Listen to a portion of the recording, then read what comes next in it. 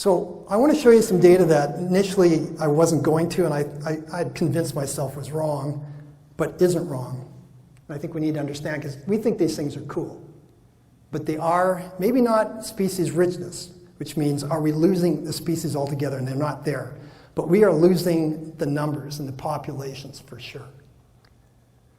So this shocked the mammalogists and landscape ecologists when Hannah Ritchie published this a few years ago. So this is, she basically took every mammal on Earth in the oceans and terrestrial and lifted them up and weighed them, 100% of them. It's about 1 billion ton. Everyone knows what a mammal is. We're pretty good at separating them from birds and reptiles. 1 billion ton. And her work is rigorous, I can tell you. And 34% of all mammalian biomass on Earth is humans. And 62% are livestock. And 4% are wild.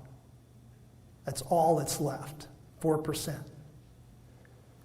And most mammalogists, landscape ecologists thought, no, this can't be right. So we kept rereading her work and looking at the methodologies, and she and her colleagues have nailed it. And of course, it's that kind of results that could create these kind of cartoons. And you know, when I initially saw these, I thought, no, that's hyperbolic. That's not how it is. And so I've spent much the last couple of years running numbers, and these kind of images are not unfair depictions, I think, of what's going on. So I'm going to show you, and you're the first people to see it. It's now been done for Alberta. These are our large mammals. The ones up here are people, they're pets, and livestock. The ones down here are wildlife. Here's their weights. Here's their populations, pre-European and current. So what did we have 300 years ago? What do we have today in populations? And how does it translate to weight? Pre-European and today. You might want to guess before you see the results. So for much of the 10,000 years since glacial ice sheets retreated, we had people on the landscape, we had wildlife, and these people didn't have horses for the most part until more recently, but they certainly had dogs.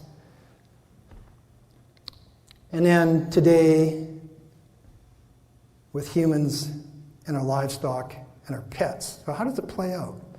So, pre-European, current numbers. These numbers are weight, biomass, in units of kilograms. So if we could just snap our fingers, go back 300 years, we had 1 billion kilograms of native wildlife in Alberta. And it would vary, probably within 10 or 15%. Decade to decade, century to century. That 1 billion has been dropped to 87 million. We had people and pets on the landscape, 4.3 million kilograms. And today, it is 2.3 billion kilograms. And the black just are the total of the previous two. So what do we know is that we've reduced our native mammalian biomass by 92%. And we've increased our human and our livestock and our pets by 504 times. That's like 5,400%. And so that's the provincial story. That's, to me, absolutely alarming. It's really not any different than what's going on globally. Upper Bow Basin, we haven't lost as much. It's more like 70%. Greater Bragg Creek has lost more like 40%. We still have reasonable populations. But these are the hard data that show you what happens when you're not paying attention to Polly's ratchet. Okay, so if you want to see the species, here's pre-European. This was primarily a bison and elk system. And here's what we have today. It's humans, cattle weigh, okay? Sorry, this is populations? Yeah, this is population, not weight. So we've got more people than cattle. So we've fundamentally changed the system. So I want to go back to 10,000 years, because that's when those glacial ice sheets retreated. And if we look at those kind of data sets, what we find as far as native mammals is that it looks like they're doing pretty good. Go, except for the last few seconds. Well, over 10,000 years, those last few seconds are the last 500 years, so let's look at those 500 years. 500 years ago, today, First Nations doing their thing. Anthony Henday arrives about 250 years ago. The fur trapping era is well established 200 years ago. We've decimated the bison herds of Alberta by about 170 years.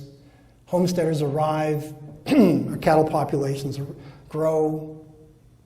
Leduc number 1 blows in, and then we see this massive expansion of intensive cultivation, livestock,